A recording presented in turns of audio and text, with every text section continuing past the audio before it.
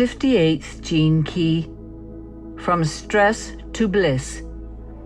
Programming partner, 52nd gene key. Codon ring, the ring of seeking, 15, 39, 52, 53, 54, 58. Physiology, perineum.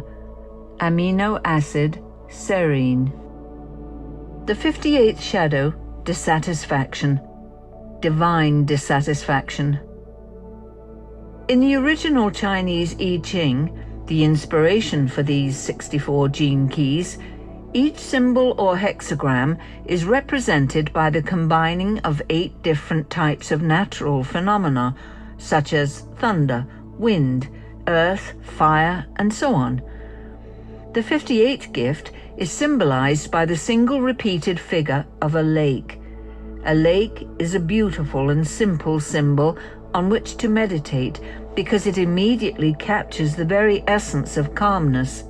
Lakes signify emotional calm as well as mental stillness. Moreover, when you study the 58th gene key's programming partner, the 52nd gene key, you will discover that its highest and most natural manifestation is stillness. These themes of joy and stillness are therefore intimately and genetically linked. In contrast, the 58th shadow, dissatisfaction, is very unspecific. It is a lack of fulfillment rooted in the programming partner of this 58th shadow, the 52nd shadow of stress. It doesn't refer directly to a particular emotional state, such as sadness, boredom, or frustration, or to a mental state, such as anxiety or worry. It simply implies a lack of joy and a deep sense of restlessness or unease. Whenever the 52nd shadow of stress breaks the surface of the still inner lake inside you, your natural state of being is lost. The question contained within this 58th shadow, then, is, how does this happen? How and why do human beings so easily lose touch with their natural state? The answer lies in a single concept, the future.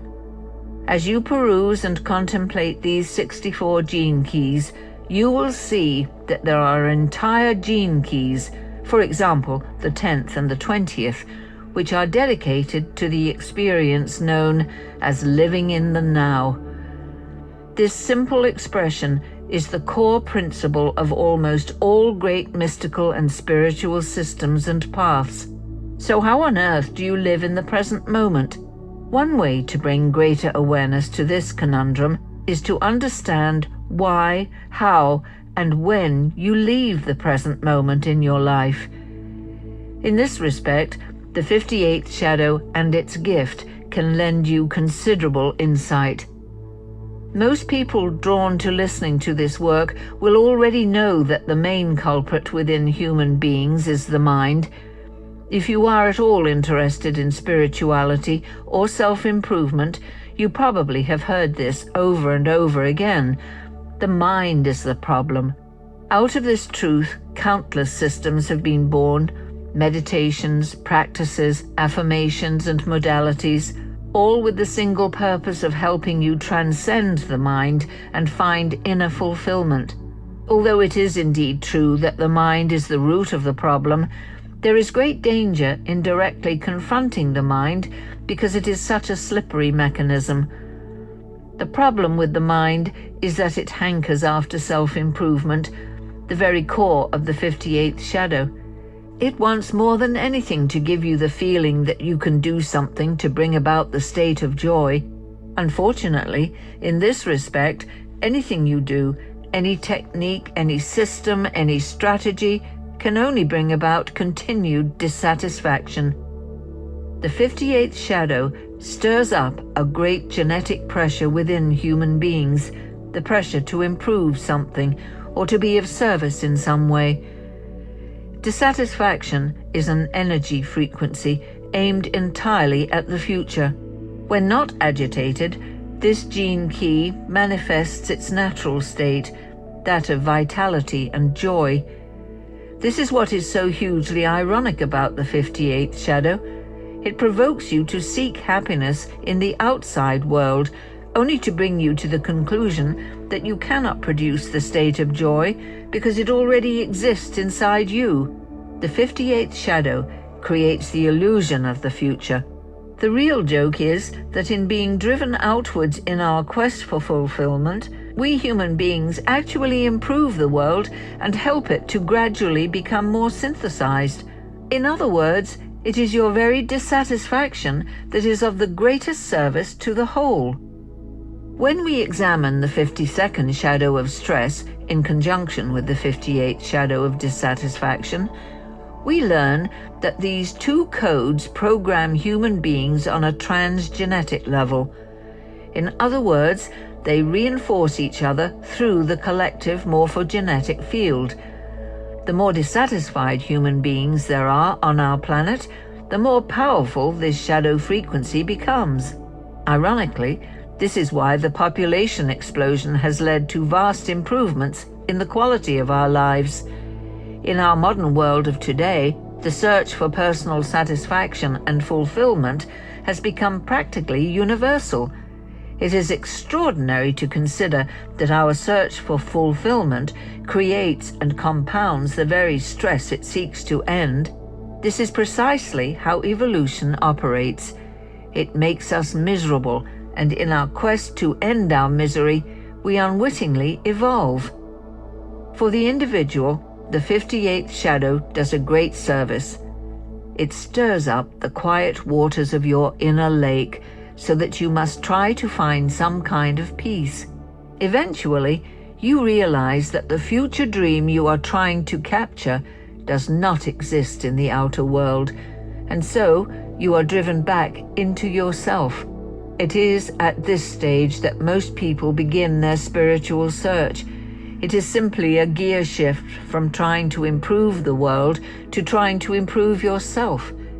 Even so, the spiritual quest is yet another fruitless search because it too is based upon the illusion of the future. Nonetheless, the process cannot be sidestepped. Pressure is pressure, and this 58th shadow will not let you rest until you have exhausted your inner search. The pressure keeps pulling on your mind to do something to relieve the pressure. Added to this, in your mystical search, you discover the many systems, teachers, and paths that promise an end to the pressure. Inevitably, you will try one or more of these. Many of us never manage to transcend this process and remain addicted to the idea of a perfect and peaceful future for the rest of our lives. The shadow of dissatisfaction is based on the false promise that there is something you can do to bring about happiness. Even doing nothing as a reaction to this knowledge can become a subtle doing on your part. What this shadow therefore does in human beings is make us realize how hopeless our situation really is. Despite the way it sounds, this shadow is not negative in the least. This shadow exhausts you until you finally come to your knees. In this sense, dissatisfaction is truly divine and contains the secret of grace. Once you begin to grasp this truth deep inside your being, the future you have been holding onto slowly crumbles, revealing for the first time a marvelous gift welling up inside you, the gift of vitality. Repressive nature, none. The 58th shadow is the only aspect of our genetic makeup that cannot be repressed. The reason for this is that it signifies vitality, the life force itself, which is outside our control. If it could be repressed by human beings, we would cause our own deaths, and as a species would never have been able to evolve. Fortunately, however, life is far stronger than human beings and will not be denied. We are destined to face our dissatisfaction and can only react to it. Reactive nature, interfering. Such is the strength of life force that we humans can only react to it, whether consciously or unconsciously. This reaction most often expresses itself through our interfering with the natural flow of nature. Such interference causes us further discomfort and dissatisfaction. The greatest difficulties arise when we occasionally taste the spontaneity of our own inherent joy. Because we have all tasted this experience, we crave it and we constantly try to recreate it. Only when we realize that dissatisfaction is simply a low-frequency manifestation of our life force pressuring us to evolve does the great miracle happen. We finally stop interfering with life and experience our true joyous nature. The 58th gift, vitality, the joy of service. The moment you accept your plight as a human being, eternally driven to seek fulfillment in the future, everything in your life changes.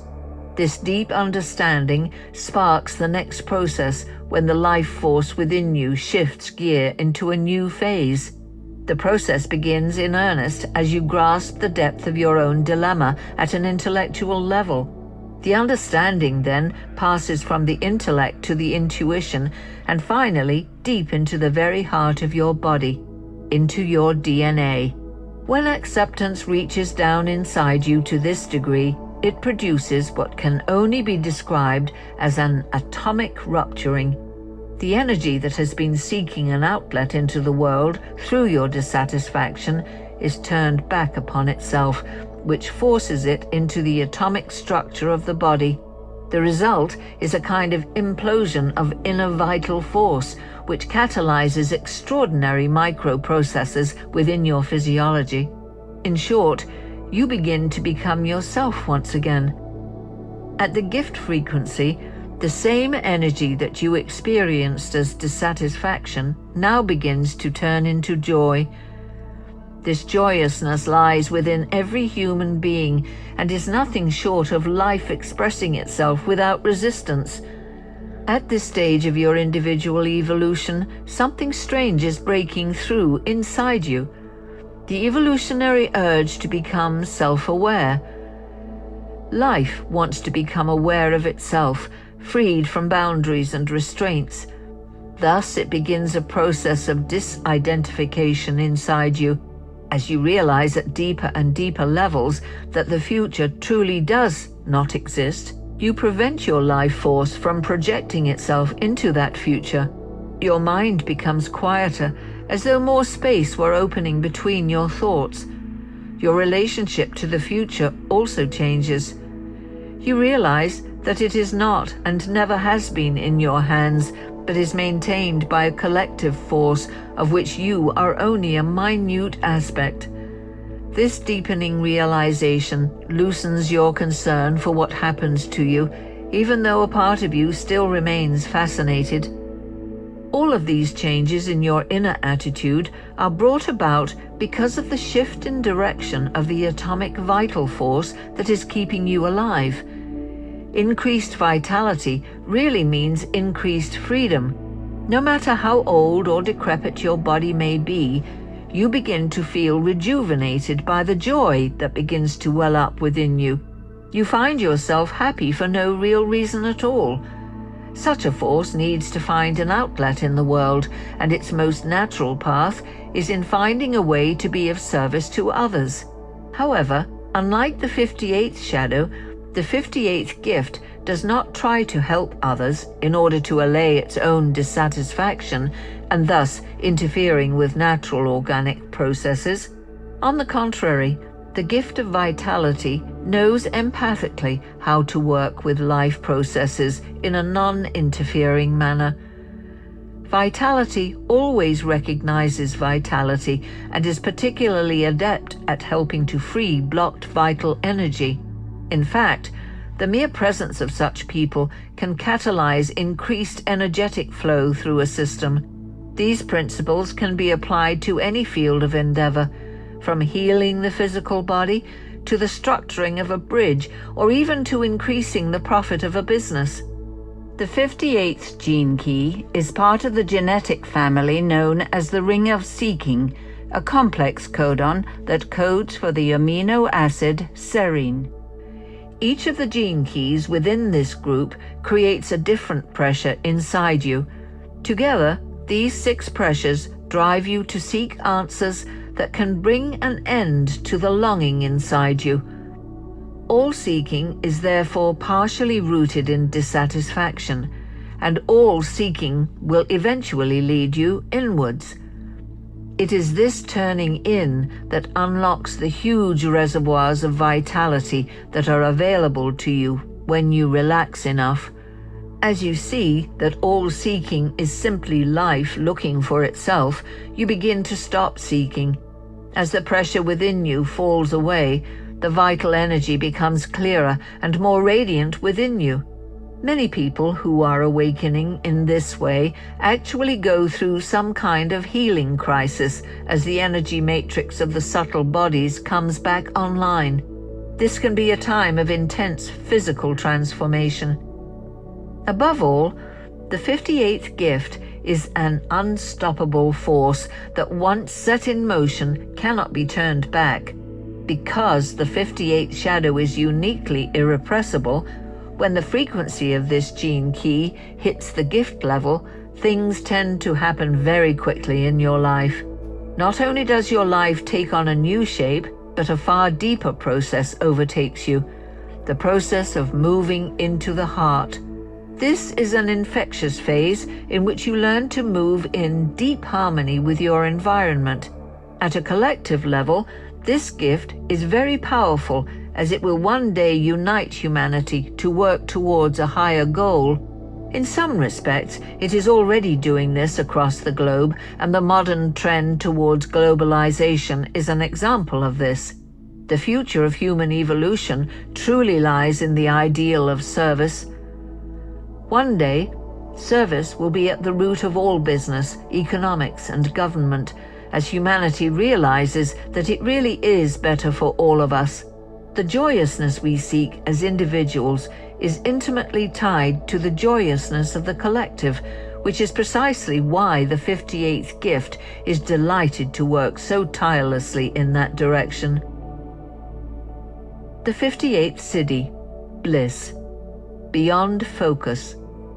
As your identification with the future progressively loosens at the gift level, you are brought more and more deeply into the present moment. Your core dissatisfaction is being transformed into vitality, which is then drawn back into your body. As the frequency of your vitality attains a higher and higher pitch, at a certain point it peaks and catalyzes a spontaneous shift in awareness. As previously described, this vital force burrows so deeply into your being that it triggers a process within your DNA known as enlightenment.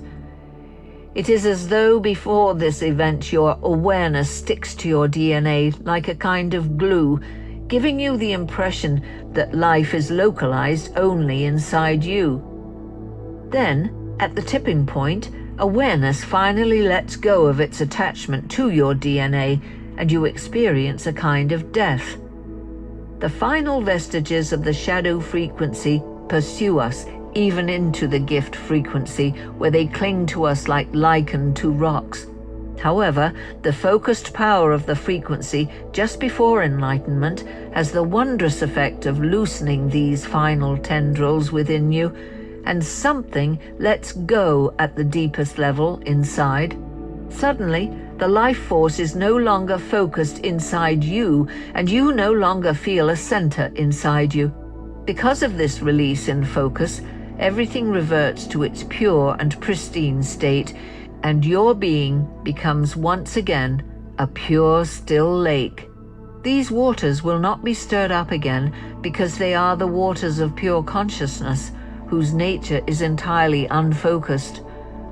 When consciousness comes, it comes into you like a flood, wiping you clean in less than a microsecond. It is one of the greatest mysteries of existence. Once a being has released enlightenment through this 58th Siddhi, they become entirely unfocused.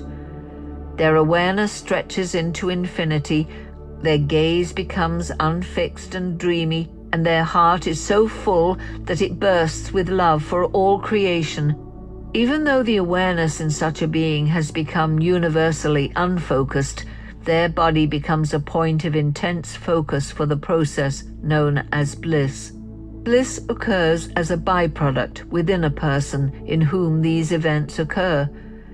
Physically, the experience of bliss is brought about by the spontaneous release of certain chemicals within the brain, which are now produced continuously due to activations in your DNA.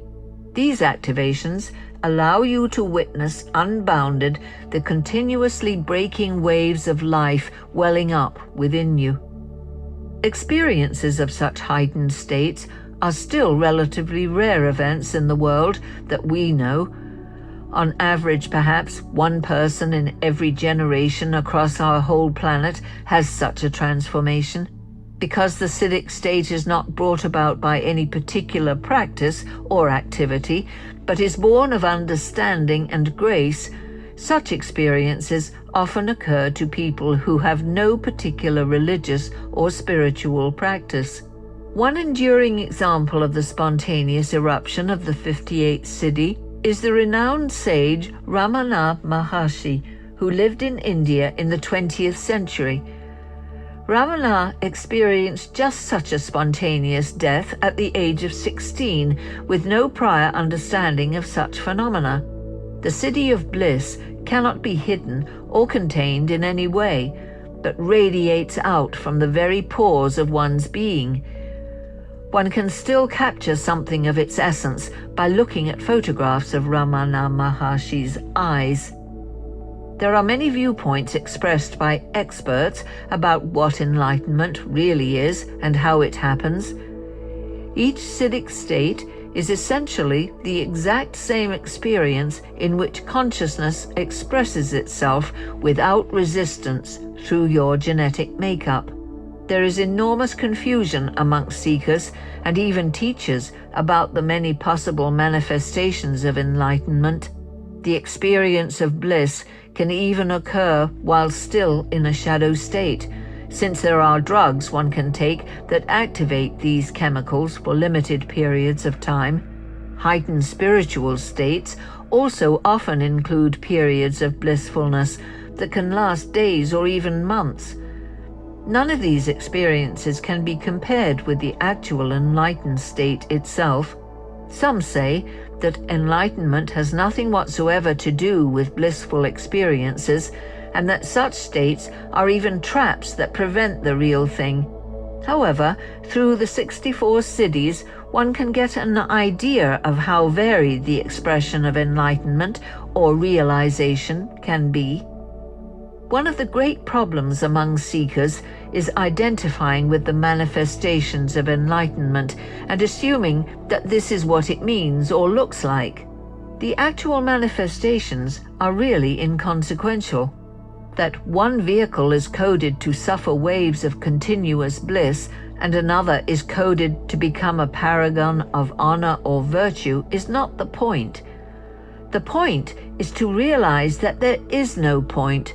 No matter what one thinks, does, or says, the experience of enlightenment cannot be attained through seeking, even though seeking may come before it. The final state is outside of our grasp. Again and again, the seeker must come up against this impasse.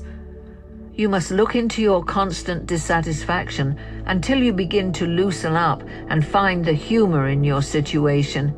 In this way, you will finally come to realize that the siddhi is present within the shadow, just as the flower is present at all times within the seed.